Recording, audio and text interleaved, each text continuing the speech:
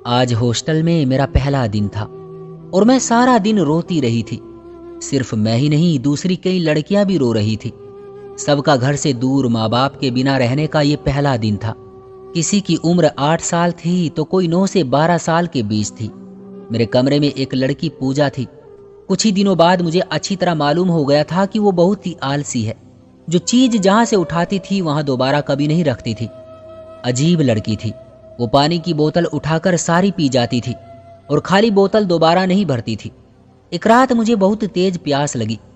मैंने कमरे की लाइट ऑन की और पानी वाली बोतल उठाई तो वो खाली पड़ी थी। मुझे पूजा पर बहुत गुस्सा आया, जो सारा पानी पीकर मजे से सो रही थी। अब मुझे पानी भरने के लिए हॉस्टल अधीक्षक के ऑफिस के सामने लगी टंकी तक जाना था। तो मैं उठकर कमरे से बाहर निकल आई और बोतल में पानी भरने लगी तो मेरी नज़र सामने खड़ी रीतू पर पड़ी। वो हॉस्टल अधीक्षक के ऑफिस के दरवाजे के पास खड़ी रो रही थी। रात के 1 बजे का समय था। उस वक्त हॉस्टल अधीक्षक अपने कमरे के बाहर बगैर कपड़ों के खड़े थे। उन्होंने मुझे नहीं देखा, क्योंकि एक तो इस तरफ अंधेरा था, दूसरा उसके दिमाग में भी नहीं होगा कि कोई लड़की रात के इस समय पानी भरने भी आ सकती है। उसने रीतू को हल्का सा धक्का दिया और बोला कि चुपचाप सो जाओ, अगर किसी को कुछ बताने की कोशिश की तो तुम्हारी खैर नहीं। जब रीतू अपने कमरे में चली गई तो हॉस्टल अधीक्षक भी वापस अपने कमरे में चले गए और उन्होंने अंदर से दरवाज़ा लॉक कर लिया।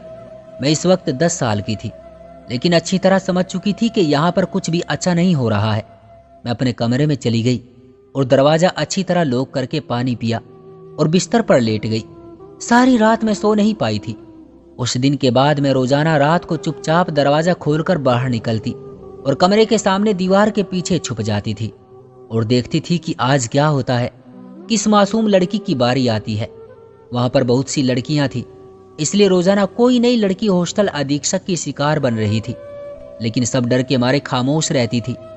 पता नहीं माँ बाप क्या सोचकर हमारे जैसी मासूम लड़कियों को हॉस्टल भेज देते हैं। फिर एक दिन मुझसे रहा ना गया और मैंने सारी बात पूजा को बता दी। वो भी सुनकर डर गई थी। हमारे दिल में हर वक्त डर सा रहता था कि हमारी बारी अब आई कि तब आई। कई दर्जन के करीब लड़कियां उसका शिकार बन चुकी थी, लेकिन सब कम उम्र और मासूम होने की वजह से डर कर खामोश हो जाती थी। फिर एक रात मेरी बारी आई, लेकिन इस तरह के मैंने सोचा भी नहीं था।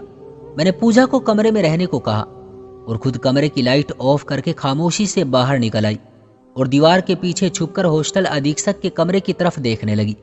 दरअसल उस वक्त मैं बहुत डरी हुई थी। मुझे कुछ समझ नहीं आ रहा था और मेरे अंदर हकीकत जानने की ख्वाहिश थी, जो मैं बार बार ये खतरा मोल ले रही थी। पूजा भी कमरे में जाग रही थी। चांद की मध्यम सी रोशनी हर तरफ फैली हुई थी। मेरी नजरें हॉस्टल अधीक्षक के कमरे पर जमी हुई थी कि अचानक किसी ने पीछे से मेरे मुंह पर हाथ रखा और मुझे ऊपर उठाकर उस तरफ चल दिया जहां टीचरों के काउंटर बने हुए थे। मैं सिर्फ तड़प सकती थी और कुछ नहीं कर सकती थी। 10 साल की कमजोर सी लड़की एक जवान व्यक्ति के आगे क्या कर सकती थी। मेरी आंखें खौफ से फट रही थी। मुझे अपना अंजाम साफ नजर आ रहा था। मैं पछता रही थी कि बाहर क्यों निकली। इस तरफ कोई नहीं आता था। यहाँ पर शोर मचाने का भी कोई फायदा नहीं था, लेकिन वो जो कोई भी था उसने मुझे शोर मचाने के काबिल भी नहीं छोड़ा था। मुझे कमरे में बंद करके वो बाहर चला गया। कोई 10 मिनट हुई होगी कि दोबारा दरवाजा खुला और 2 व्यक्ति कमरे में आए। एक तो मैंने कपड़ों की वजह से पहचान लिया, वो वही था जो मुझे उठाकर यहाँ लाया था, जबकि दूसरा व्यक्ति कोई और था। दोनों के चेहरे कपड़े से छुपे हुए थे, इसलिए मैं पहचान नहीं पा रही थी कि वो कौन है। अगर उनका चेहरा ढका हुआ नहीं होता तो शायद मैं उन्हें पहचान लेती, क्योंकि हॉस्टल के जितने भी टीचर थे ज्यादातर मैंने देखे हुए थे। फिर वे 2 व्यक्ति जो मुझे उठाकर लाए थे मेरे सामने बैठ गए और मुझे कहने लगे कि तुम्हें बहुत शौक है ना जासूसी करने का, किसको बताना चाहती हो कि यहाँ पर क्या होता है। वो गुस्से से बोला। मेरे मुंह में कपड़ा ठूंसा हुआ था। अगर मेरा मुंह खुला हुआ भी होता तो मैं क्या कर लेती। मेरी बोलती तो वैसे भी बंद हो चुकी थी। फिर दूसरा व्यक्ति बोला कि छोड़ो यार, इससे बहस करके क्या करना है। उसको अगर अपने अच्छे बुरे का एहसास होता तो ये रात को कमरे से बाहर क्यों निकलती। वक्त बर्बाद किए बगैर जो करना है करो इसके साथ, और बाद में इसको कमरे में फेंक आना। अपना अंजाम करीब देखकर मेरी आंखों से आंसू टपकने लगे। मैं बहुत ज्यादा डर गई थी, क्योंकि मैंने बहुत सी लड़कियों को हॉस्टल अधीक्षक के कमरे से रोते हुए निकलते देखा था। मैंने दिल में ऊपर वाले से प्रार्थना करनी शुरू कर दी, हे भगवान, प्लीज एक बार मुझे बचा ले। आज के बाद मैं इस मनहूस जगह पर कभी नहीं आऊंगी। कहते हैं कि कभी कभी ऊपर वाला जल्द ही प्रार्थना स्वीकार कर लेता है। जब उन लोगों ने मेरे साथ जबरदस्ती करने की कोशिश की तो उसी वक्त दरवाजे पर एक जोरदार धमाका हुआ। 4-5 बगैर वर्दी के पुलिस वाले कमरे के अंदर आ गए। उन्होंने आते ही दोनों व्यक्तियों को पकड़ लिया और हथकड़ियां लगा दी। उन्होंने मेरे हाथ खोले और मेरे मुंह से कपड़ा निकाला तो मैंने जल्दी से अपने कपड़े सही कर लिए।